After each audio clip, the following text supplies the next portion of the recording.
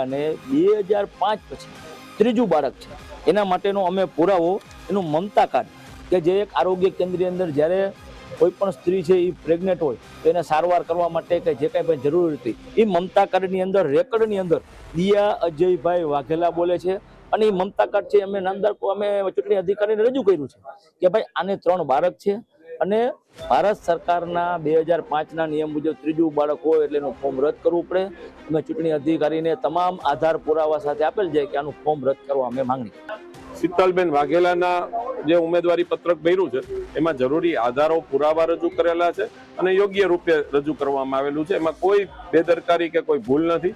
પણ કોંગ્રેસના કાર્યકરો પાસે બીજા મુદ્દા ન હોય એટલે હોબાળો કરવા માટે વાતાવરણને એ રીતે દોડવાના પ્રયત્ન થયેલા છે, જે નિંદનીય છે। ભારતીય જનતા પાર્ટી હંમેશા પ્રજાના મત ઉપર ચાલતી પાર્ટી હોય છે, વિકાસના